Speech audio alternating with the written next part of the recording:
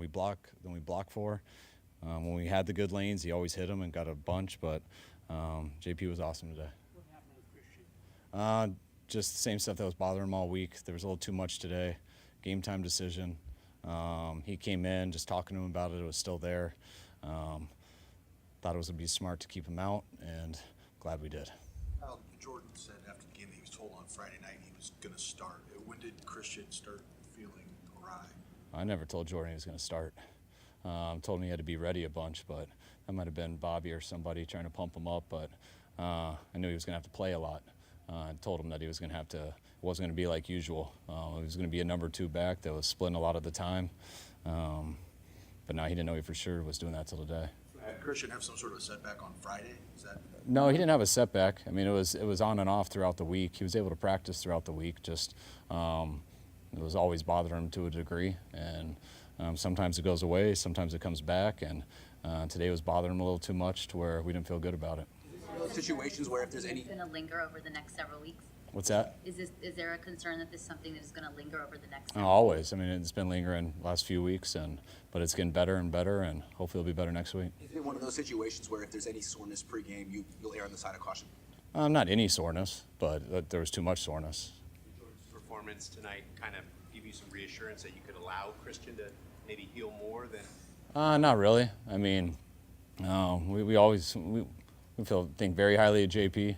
When he's been in those situations, that's what he's always done, and you always want Christian out there. What he brings to the run game, also what he brings to the pass game. So it's huge to have Christian, but not at the expense of losing him for more games. What went on with his team this summer, the holdouts, and then obviously your shooting and so much going on in the last few weeks. Did you ever worry about the both of this game? Did you always understand this is what could be possible in week 1? Yeah, I mean, I'm with our team every day, so I know there's lots of news stories and stuff with holdouts and things like that, and when are people coming back. But our guys have been awesome in practice. They've been very focused.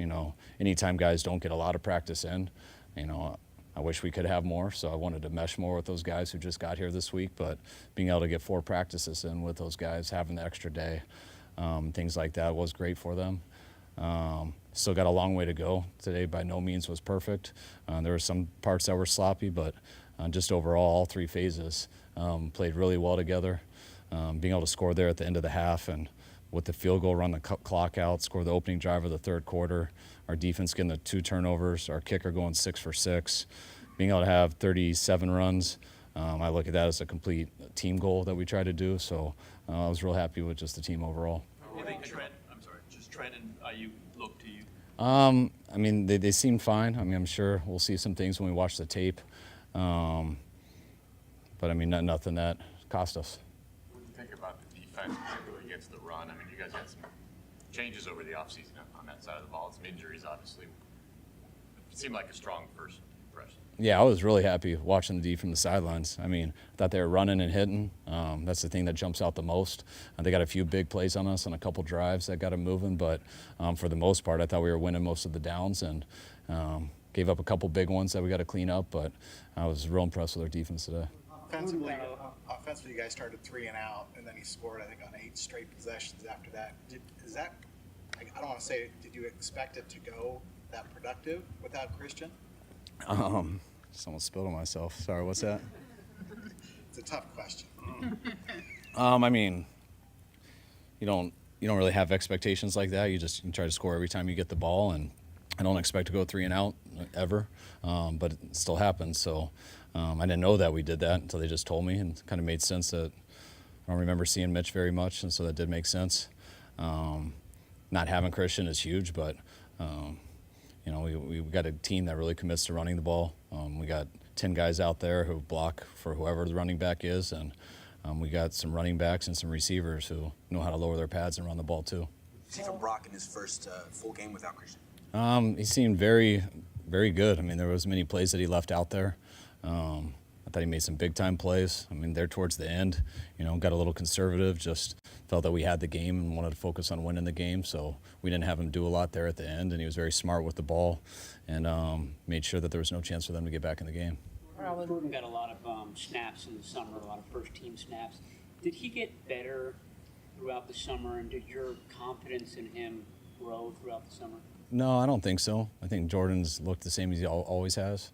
Not just losing Christian, but we lost a number of backs. And the coolest thing for JP that he was in such good shape going to camp that when a lot of guys go down and a guy's got to do a little bit more in practice, then the next thing you worry about is him going down. And if he wanted to come to camp in such good shape and so ready to go, it would have been hard for that not to wear him out. And it never fazed him at all. I mean, every day in practice, he was the same as he's been in the past, and carried it over to the games. And to me, it looks like he always does. Are you as comfortable as you've ever been going for field goals of 50 yards or longer? Probably for the distance, yeah. I mean, that's the difference with Jake. He does have a big leg, and I get a number and where we can attempt it from, and I don't really think much different of it, whether it's 50 or 47. I don't think it's too big of a difference for him. Kyle, pretty much a turnover to start each half. How did that energize the entire team? It's huge. Anytime you get a turnover, it fires everyone up. I wish we could have scored touchdowns off of both of them, but to still get points, that was one of the reasons we got the 2-score lead and never gave it back. I think of Sorensen's game call. It was his first time as a defensive coordinator. What'd you think of some of the dialogue there? I thought it was great. I've been on that side of the headsets throughout the preseason. I am a lot during the games, and just listen to the communication before those with those guys. Nick's done a great job with all the position coaches and everyone there. They got a real understanding of what we're trying to do, and they communicate well. And I've been very happy with that side of the ball. In training camp, Bobby Turner said, looking at Jordan's rookie year, that he needed to grow up, and maybe Bobby Turner says that about every running back, but. I mean, in what ways has Jordan kind of matured, not just, as a player, but off the field? Jordan's always had a ton of confidence since the first day he got here. And I think the most part is getting used to Bobby coaching him, realizing that he's not always angry. He just kind of stays that way, and kind of learn to appreciate it. And I think Jordan's really pushed himself each year of just the way he's worked off the field, being more conditioned. He's never been badly conditioned, but he's, we got some guys in our building like Christian, guys like Fred, Juice, George, guys who are very obsessive with how they work out, how they condition themselves, how they eat, how they sleep, and I think that stuff's really rubbed off on JP over the years. There was a report that you guys were ready to trade Ayuk before it all came together, and that even he had have a meeting with you, and then you had to try to run up the stairs and try to make sure he wasn't traded. Is that all true? Most of it, yeah. So you were ready, the coach Kyle Shanahan was ready to trade him? That sounded a lot more aggressive. You just pointed at me and said, "You."